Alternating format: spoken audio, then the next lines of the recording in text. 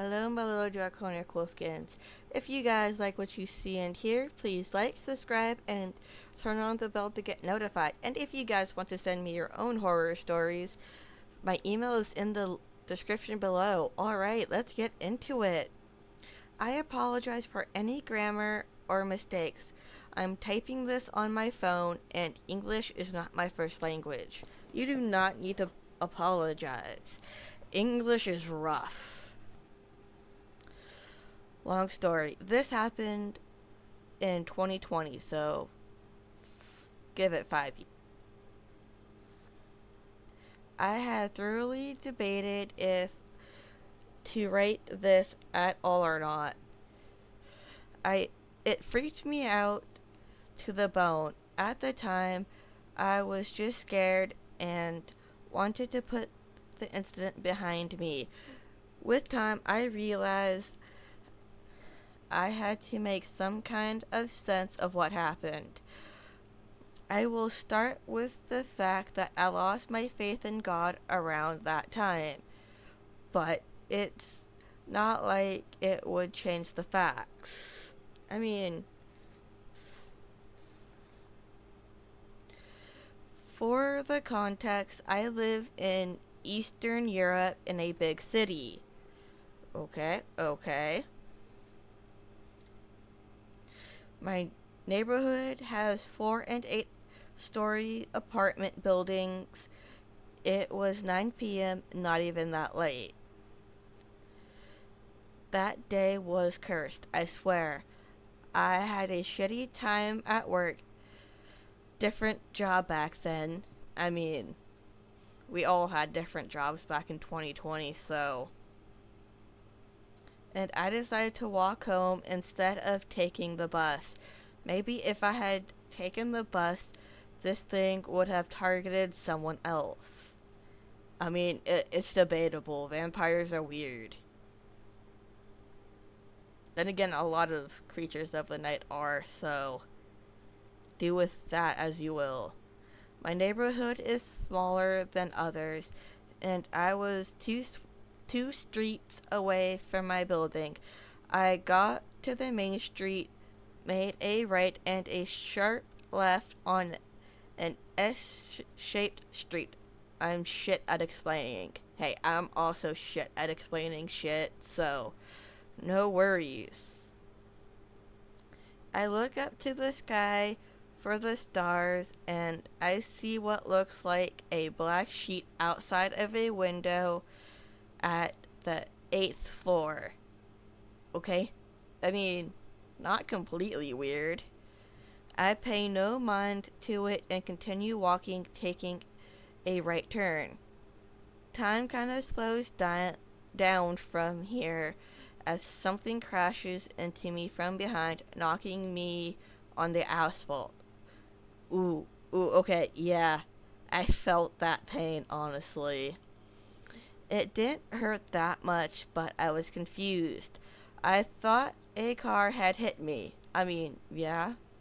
I mean, that would make sense. It was that powerful. I felt a hand grabbing my shoulder and raising me up on my feet. Oh shit. The pain started to settle in, and I couldn't see well with one eye. In front of me was something. I couldn't discern if it was a male or female. It looked like a meat grinder had been dragged across its face, misplacing the facial features of a human. Okay, that's quite the description. I think I blacked out. I don't really remember. I was in and out of consciousness. Every time I was waking up, I would stare into that fucked up face, get tunnel vision, and pass out. It felt like I've been doing this for hours. Oh no. I came back again, this time staring at my shoes. A tiny light glowing next to my left foot, and my first thought was I dropped my phone. My eyes focused. I realized that it was a street light. As I was suspended in the air, This thing was already biting into my arm. You're a vampire now. Possibly. I don't know if it was from the fear or the cold, but I couldn't feel it. I thought about how little it mattered, all the inconveniences that happened that day. I thought about my life and my family. I was in the middle of watching Breaking Bad with my sister, and I wouldn't know how it'll end. How my grandparents' kittens will grow up without me to witness it. Oh, kitties! How my bucket list will remain only a quarter done. I mean, if you turn into a vampire, you got a whole long list of more shit on that bucket list. And I realized that this was the end. A wave of relief came over me. I was about to die. In an act of despair, I gathered all my strength and slapped it as hard as I could over the eyes. I mean, that's one way. It made a gross noise and dropped me. I landed on my back, which knocked the air out of my lungs. Yeah.